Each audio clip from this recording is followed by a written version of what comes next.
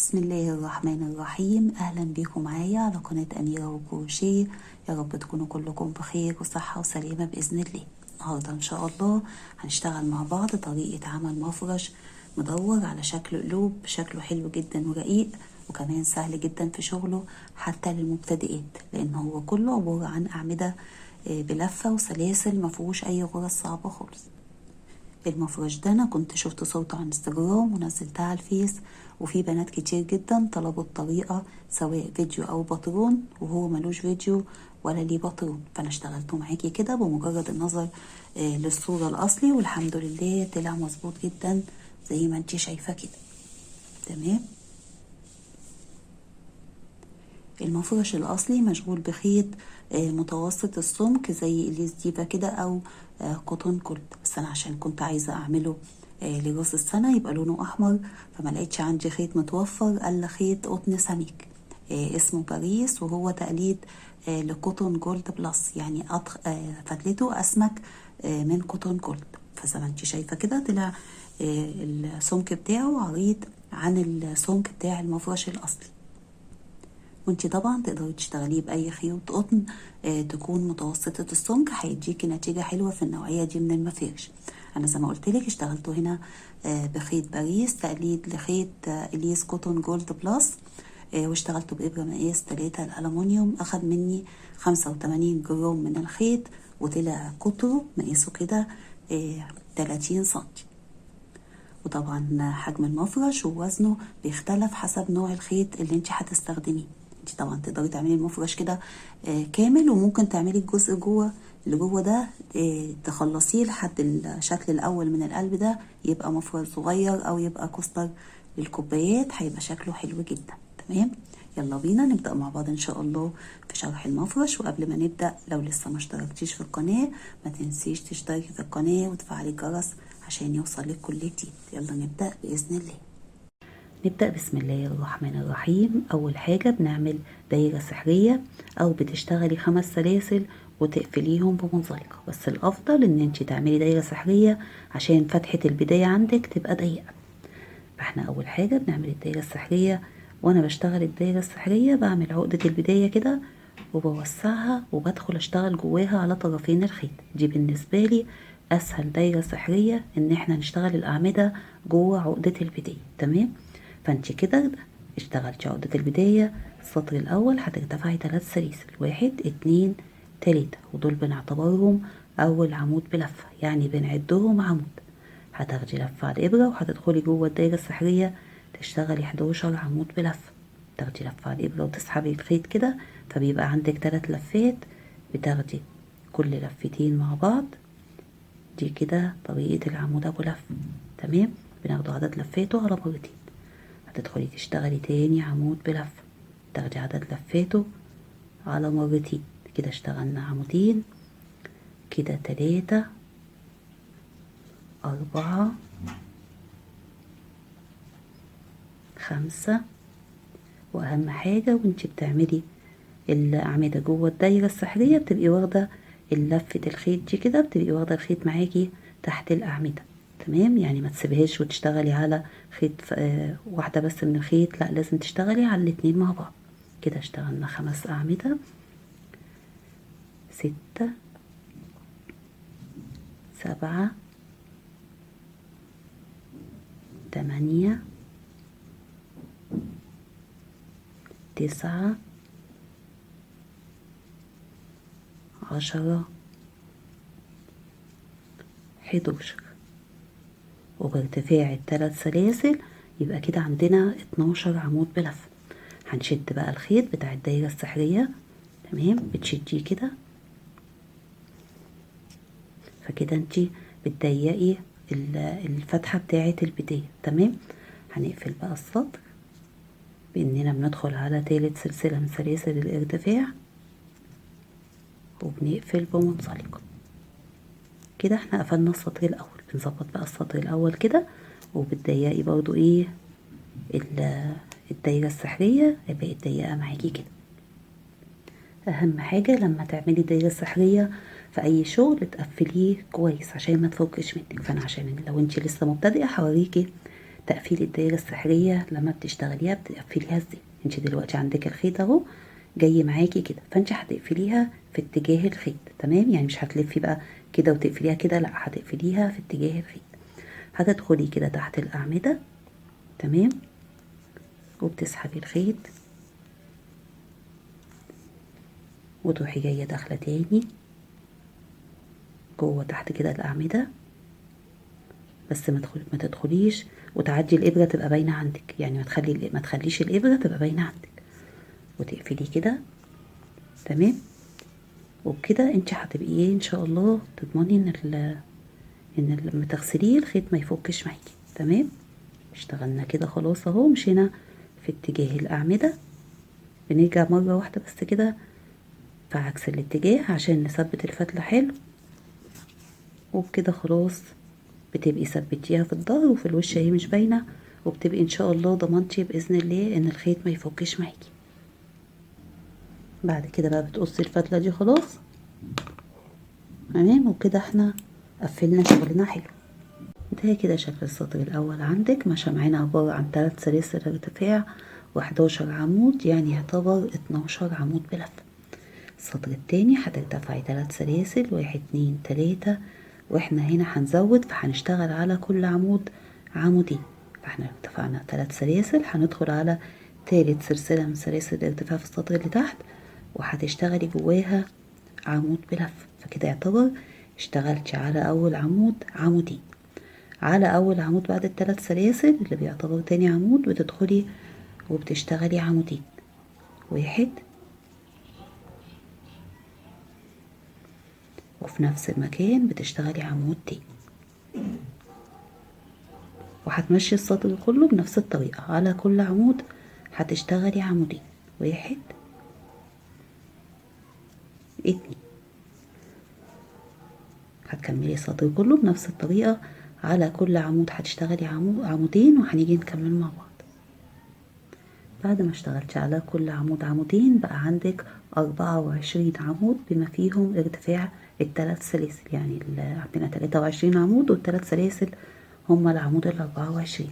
هتدخلي على تالت سلسلة من سلاسل الارتفاع وهتقفليه بمنزلقة، تمام. السطر التالت بترتفعي 3 سلاسل، 1 2 3، واحنا هنا هنزود، هنشتغل السطر كله عمودين على العمود، وعلى العمود اللي بعده هنشتغل عمود. هتاخدي لفة على الإبرة، واحنا كده يعتبر اشتغلنا أول عمود، هتدخلي على تالت سلسلة هتشتغلي عليها عمود، يبقى احنا كده يعتبر اشتغلنا على أول سلسلة، على أول عمود اشتغلنا عليه عمودين. على العمود اللي بعد 3 سلاسل على طول هنشتغل عليه عمود واحد بس، تمام. فكده السطر هيمشي معانا عمودين على العمود، وعلى العمود اللي بعده عمود، فانا اللي هشتغله معاكي كده هو اللي هيتكرر معاكي. هتشتغلي على العمود عمودين، 1 2، وعلى العمود اللي بعده تشتغلي عمود واحد بس، تمام. هتفضلي تكرري السطر كله عمودين على العمود، وعلى العمود اللي بعده عمود لحد اخر السطر. اخر السطر بعد ما اشتغلتي كله عبارة عن عمودين عمود، هتلاقي عندك 36 عمود بما فيهم الثلاث سلاسل بيعتبروا معانا عمود. اخر السطر هتدخلي على تالت سلسلة وهتقفلي بمنزلقة.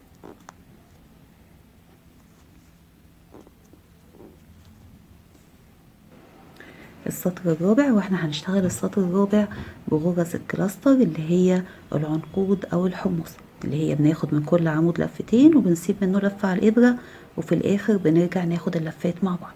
فانت أول حاجة هتعملي 3 سلاسل، 1 2 3، وهنا هنشتغل غرزة الكلاستر على الثلاث أعمدة، يعني اشتغلنا كده يعتبر أول عمود منها على أول عمود.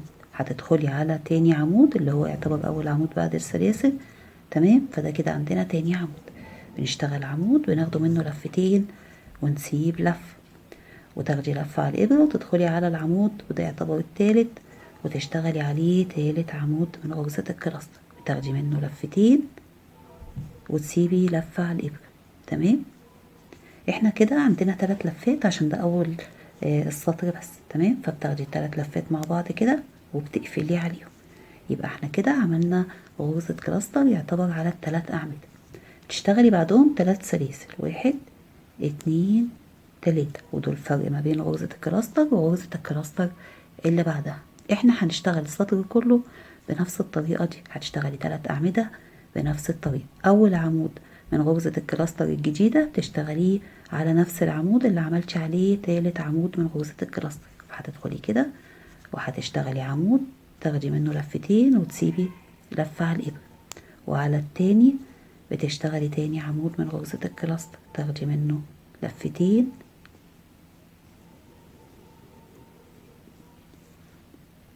كده. انا خدت منه لفتين وسبت لفة على الإبرة، تمام. تالت عمود بتشتغلي على العمود اللي بعده، بتاخدي من العمود لفتين وبتسيبي لفة على الإبرة، فكده عندك 4 لفات عشان بقى عندنا اللفة الأساسية وعندنا 3 أعمدة. بتاخدي ال4 لفات كده مع بعض بسحبة واحدة وبتقفلي عليهم، تمام. وبعدهم بتشتغلي 3 سلاسل، 1 2 3، ودول فرق ما بين غرزة الكلاستر وغرزة الكلاستر اللي بعدها. السطر كله هيمشي معاكي بنفس الطريقة، فانت ركزي معايا كده وهتمشي معاكي مظبوط ان شاء الله. احنا اول عمود من غرزة الكلاستر اللي بنشتغلها على اول عمود اشتغلنا عليه اخر عمود من غرزة الكلاستر. تدخلي على نفس العمود كده وبنبدأ نشتغل 3 أعمدة. اول عمود على نفس العمود اللي اشتغلنا عليه تالت عمود من غرزة الكلاستر، وتاني عمود على العمود اللي بعده، وبتاخدي من كل عمود لفتين وبتسيبي منه لفة على الإبرة، وتالت عمود منها بتشتغليه على العمود اللي بعده، بتاخدي منه لفتين كده وبتسيبي لفة على الإبرة، وبعدين بتاخدي اللفات كلها مع بعض بسحبة واحدة وبتقفلي عليهم وبتشتغلي 3 سلاسل، 1 2 3. فانت عندك السطر كله هيمشي بالطريقة دي زي ما انت شايفة كده، عامل زي 7 كده، تمام. عشان احنا شغالين العمودين على نفس العمود، يبقى احنا بنشتغل اخر عمود من غرزة الكلاستر على العمود واول عمود منها على نفس العمود، تمام. هتمشي كده السطر كله، هاجي اقفل معاكي السطر. اخر السطر بعد ما اشتغلتي كل غرزة الكلاستر بنفس الطريقة زي ما انت شايفة شكلها عامل ازاي، شكلها جميل، تمام. اخر غرزة كلاستر هنشتغلها هتلاقي فاضل عندك عمود واحد بس، يعني احنا كده نبقى ماشيين صح لما يبقى عندنا عمود واحد بس. فانت هتدخلي على العمود اللي اشتغلتي عليه تالت عمود من غرزة الكلاستر وهتعملي عليه اول عمود من غرزة الكلاستر الاخير، تاخدي منه لفتين وتسيبي لفة على الابرة، وعندك العمود اللي فاضل بندخل عليه كده ونشتغل تاني عمود من غرزة الكلاستر، بناخده منه لفتين ونسيب لفة على الابرة. اما تالت عمود بتشتغليه على مطرح ما احنا بنقفل السطر، على الفتحة كده اللي بنقفل عليها السطر اللي قبل ال3 سلاسل دي على طول، هتدخلي تحتها كده، تمام. وهتشتغلي العمود. احنا ليه عملنا الحركة دي؟ بعد كده بقى الاول بنقفل عشان ما لخبطكيش، هنقفل الاول غرزة الكلاستر وبعدين نقفل عليها ونشتغل 3 سلاسل، 1 2 3. احنا عملنا الحركة دي عشان يبقى السطر كله عندنا ماشي بنفس الطريقة كده، ماشي 7 8، تمام. لو احنا اشتغلنا على اخر عمود كانت الحتة دي هيبقى فيه فراغ، فاحنا عشان نمشي السطر كله يبقى نفس الشكل كده من تحت اشتغلنا اخر عمود على مطرح قفلة السطر اللي تحت. بعد ما اشتغلتي خلاص بقى ال3 سلاسل بتدخلي على راس غرزة الكلاستر، يعني مش هتدخلي بقى على الأعمدة هنا على السلاسل، هتدخلي كده مطرح ما قفلنا غرزة الكلاستر الأولى وهتقفلي بمنزلقة، وده كده شكل السطر عندك، شكله جميل. هو كده لوحده كده ينفع كوستر صغير للكوبايات. انت بقى عشان تتأكدي ان انت ماشية صح، احنا هيبقى عندنا 18 من غرز الكلاستر 3 سلاسل، فانت هتعدي كده من اول قفلة السطر، هتعدي من اول غرزة كلاستر، هتعدي 1 2 اهو، 1 اهو 2 3 4 5 6 7 8 9 10 11 12 13 14 15 16 17 18. احنا بنعد ليه؟ عشان كل 2 من دول هيعملوا لك قلب، يعني لو طلع العدد فردي عندك مش هتطلع معاكي مظبوطه. السطر الخامس هتدخلي بمنزلقه جوه اول سلسله من ال3، تمام. يعني مش مطرح ما قفلتش السطر جوه اول سلسله، تمام، مش مطرح ما قفلتش غرزه الكلاستر، وهتدخلي بمنزلقه جوه تاني سلسله. يبقى احنا كده عملنا المنزلقات عشان نبقوا جوه تاني سلسله، فانت الاسهل لك تعدي تاني سلسلة من هنا، يعني هتعدي سلسلة كده والتانية هي اللي هنشتغل فيها في الجزء اللي جاي ده. فانت هنا في تاني سلسلة دي هنبدأ بقى في شغل القلب، يعني ده اول سطر كده من القلب عندنا، فبدايته من تحت بتبقى 4 أعمدة. فانت هترتفعي 3 سلاسل ودول بتعتبريهم اول عمود، وهتدخلي على تاني سلسلة تشتغلي عليها 3 أعمدة وبارتفاع 3 سلاسل، فكده يبقى كأنك اشتغلتي 4. هتشتغلي عمود 2 3. تمام، واحنا ارتفعنا 3 سلاسل فكده كأنك اشتغلتي 4 أعمدة على تاني سلسلة، وده كده بداية القلب معانا. هتشتغلي بعدها 3 سلاسل 1 2 3، وتروحي على ال3 سلاسل اللي بعدهم تشتغلي جواهم غرزة حشو، و3 سلاسل 1 2 3، وهنكرر. اللي بيتكرر عندك هو ان انت بتدخلي على تاني سلسلة، فانت بتعديها من هنا كده 1 2، بتدخلي جوه التانية تشتغلي جواها 4 أعمدة، 1 2 3 4. يبقى احنا كده اشتغلنا جوه تاني سلسلة من 3 سلاسل 4 أعمدة، بنشتغل بعدهم 3 سلاسل 1 2 3، وعلى ال3 سلاسل اللي بعدهم حشو و3 سلاسل. يبقى انت عندك مرة بتشتغلي على ال3 سلاسل دول 4 أعمدة، وال3 سلاسل اللي بعدهم بتشتغلي عليهم 3 سلاسل حشو 3 سلاسل. فانت اللي هتكرريه هو ده 4 سلاسل جوه تاني سلسلة، 3 سلاسل حشو جوه السلاسل، 3 سلاسل لحد آخر السطر. آخر السطر الخامس بعد ما اشتغلتي 3 سلاسل حشو و3 سلاسل هتدخلي على تالت سلسلة من سلاسل الارتفاع وهتقفلي بمنزلقة، تسحبي الخيط كده وتقفلي بمنزلقة، وده كده السطر الخامس عندك. انت لما هتيجي تعدي ال4 أعمدة هتلاقيهم متكررين عندك 9 مرات، وال9 دول هم اللي هيبقوا بعد كده ال9 قلوب. فانت هتعدي كده هتلاقي 1 2 3 4 5 6 7 8 9. يبقى احنا كده هيبقى عندنا 9 قلوب. السطر السادس وده تاني سطر من القلب، يعني ده تاني سطر في تكوين القلب، فانت هترتفعي له 3 سلاسل، وال3 سلاسل دول بتعتبريهم عمود. احنا هنا هنزود فهنشتغل على ال4 أعمدة دول هيبقوا 7 أعمدة. فانت بتزودي ازاي؟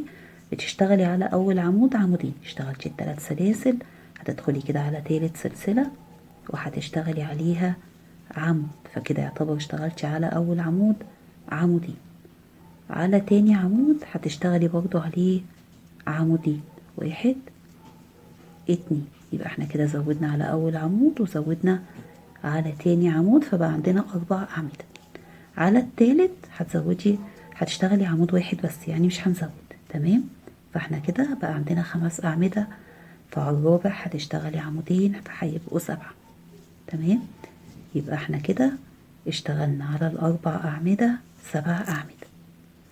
بعد كده بتعملي 3 سلاسل 1 2 3، وبتكرري اللي هتكرريه ده ولا هتمشي عليه طول السطر. على ال4 أعمدة هتشتغلي 7، فانت على أول عمود بتزودي وبتشتغلي عمودين،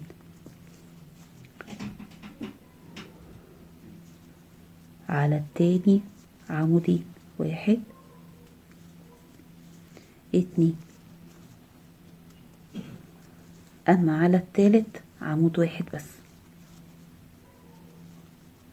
وعلى الرابع عمودين، فكده بقى عندنا بدل ما كانوا 4 بقوا 7. والفرق ما بين كل 7 أعمدة و7 أعمدة 3 سلاسل، 1 2 3. فانت كده بقى عندك كام عمود؟ بقى عندك 1 2 3 4 5 6 7. هتكرري كده 7 أعمدة بنفس الطريقة وبعدهم 3 سلاسل لحد آخر السطر. بعد ما اشتغلتي السطر كله 7 أعمدة 3 سلاسل آخر السطر، بعد ال3 سلاسل بتدخلي على تالت سلسلة من سلاسل الارتفاع وبتقفليه بمنزلقة. وده كده شكل السطر السادس عندك. السطر السابع احنا هنزود وهنخلي ال7 أعمدة يبقوا 10 أعمدة، فهترتفعي في السطر السابع 3 سلاسل باعتبارهم أول عمود، وهتدخلي على تالت سلسلة اللي هي بتعتبر أول عمود عندنا وبنشتغل عليها عمود، فاحنا كده يعتبر اشتغلنا على أول عمود عمودين. على التاني هتشتغلي عليه عمود واحد، وعلى التالت برضو عمود واحد. اما على الرابع بتشتغلي عليه عمودين، يعني العمود اللي في النص اللي هو الرابع بنشتغل عليه عمودين، فاحنا كده اشتغلنا على الاول عمودين وعلى الرابع عمودين. على الخامس هتشتغلي عمود، وعلى السادس عمود، وعلى السابع عمودين. يبقى احنا كده زودنا على الاول وعلى الرابع وعلى السابع، اما الباقي اشتغلنا عليهم اعمدة عادية. هنا الفرق هيبقى عندك سلسلتين، تمام. احنا عندنا ده تالت سطر في القلب زي ما انت شايفة كده، هو القلب 4 سطور. هتدخلي هنا بقى وهنزود وهيبقى باين معانا اشتغلنا زيادة ازاي. بتدخلي على اول عمود بتشتغلي عليه عمودين، وعلى تاني عمود عمود، على تالت عمود عمود، على الرابع اللي هو النص بنشتغل عليه عمودين، 1 2، وعلى الخامس عمود، على السادس عمود، على السابع عمودين، 1 2. يبقى احنا كده بقى عندنا 10 أعمدة، 1 2 3 4 5 6 7 8 9 10، تمام كده. يبقى عندنا 10 أعمدة. الفرق هنا سلسلتين، متنسيش الفرق هنا سلسلتين، تمام. هتكرري بقى الجزء ده بنفس الطريقة وبعده سلسلتين لحد آخر السطر. بعد ما اشتغلتش السطر كله 10 أعمدة سلسلتين، مشتغلتش آخر السطر ال10 أعمدة، احنا هنا مش هنقفل بسلسلتين، انا هنا هقفل معاكي بسلسلة وهنعمل غرزة حشو. وغرزة الحشو قيمتها قيمة سلسلة، يعني نفس المقاس بتاعها، بس هتبقى معانا في نص السلاسل عشان في السطر اللي جاي ما يبقاش نحتاج ندخل بمنزلقات، عشان كمان يبقى الشغل معانا مظبوط، تمام. فانت هتعملي سلسلة وهتروحي على تالت سلسلة من سلاسل الارتفاع، هتدخلي كده جواها وتسحبي اللفة وتقفلي على اللفتين مع بعض، فكده كأنك عملتي غرزة حشو. الفايدة منها انك هتبقي في السطور الجاية ماشية مظبوط. وده كده شكل السطر معاكي. السطر الثامن احنا المفروض بنشتغل جوه كل سلسلتين غرزتين حشو، فانت في اول السطر هترتفعي سلسلة، والسلسلة دي هنيجي نقفل فيها في الاخر وهتبان معاكي غرزة حشو. هتدخلي كده تحت غرزة الحشو وهتعملي غرزة حشو، فكده انت يعتبر اشتغلتي غرزتين حشو، السلسلة اول غرزة منهم. احنا هنا طريقة القلب عندنا ان احنا بناخد لفة وبنسيب عمود والتاني وندخل جوه التالت نشتغل جواه 6 أعمدة، فانتي سبتي اول عمود اللي هو ال3 سلاسل وسبتي التاني وهتشتغلي جوه التالت 6 أعمدة بلفة، 1 2 3 4 5 6. يبقى انت اشتغلتي 6 أعمدة جوه تالت عمود، تمام. هتسيبي عمود 2 وجوه التالت هتعملي غرزة حشو، تمام. يبقى احنا كده اشتغلنا 6 أعمدة جوه تالت عمود وسيبنا عمودين واشتغلنا على التالت غرزة حشو. هنا هناخد لفة على الإبرة وهنشتغل ده كده القلب بيخلص معانا، ده الدوران بتاع القلب. احنا هنا هنشتغل الدوران التاني، فهنسيب عمود واحد بس وهندخل على تاني عمود نشتغل 6 أعمدة. انا حاولت في السطر اللي تحت ده اخليه يبقى 11 عمود، بس لقيت القلب عرض وكان شكله مش حلو، فعشان كده خليته 10 زي ما كان في الصورة، وهنسيب عمود واحد بس، تمام. انا حاولت اخليه كده يبقى كله زي بعضه بس طلع عريضه مش حلو. فاحنا بنسيب اول مرة بنسيب عمودين وندخل في التالت، اما بعد غرزة الحشو بتسيبي عمود واحد بس وتدخلي في التاني، فكده اشتغلنا 3 أعمدة. هنشتغل الرابع الخامس السادس، اشتغلنا كده 6 أعمدة. بنلاقي عمودين زي ما سيبنا في الاول عمودين، هنسيب في الاخر عمودين. هتروحي على السلسلتين تشتغلي عليهم غرزتين حشو. تمام، وده كده شكل القلب معاكي زي ما انت شايفه كده، شكله جميل وبقى قلب اهو. هكرره مره معاكي كمان. فاحنا هناخده لفه على الابره وبنسيب عمود اتنين، وجوه التالت بتشتغلي 6 اعمده. 1 2 3 4 5 6. اشتغلنا ال6 اعمده، بنسيب عمود اتنين وبنعمل غرزة حشو. يعني قبل غرزة الحشو بنسيب عمودين. عمل لنا الدوران ده، بنروح واخدين لفة على الإبرة وسايبين عمود ورايحين على العمود اللي بعده ومشتغلين 6 أعمدة. يعني بنسيب عمود واحد بس وبندخل نشتغل ال6 أعمدة. كده اشتغلنا 3، كده 4 5 6. اللي بيثبت معانا بقى القلب من هنا ومن هنا الغرزتين الحشو اللي على السلاسل، ما بنشتغلهاش على الأعمدة، بنشتغلها على السلاسل. فبتشتغلي على السلسلتين غرزتين حشو. هتكملي كده بنفس الطريقة، هيبقى عندك 9 قلوب. اخر السطر بعد ما اشتغلتيه كله بقى عندك كل قلوب كده. عندك احنا كنا عاملين في اول السطر سلسلة وقلنا هنقفل فيها وهتبين غرزة حشو، فانت هتدخلي كده وهتقفلي في السلسلة.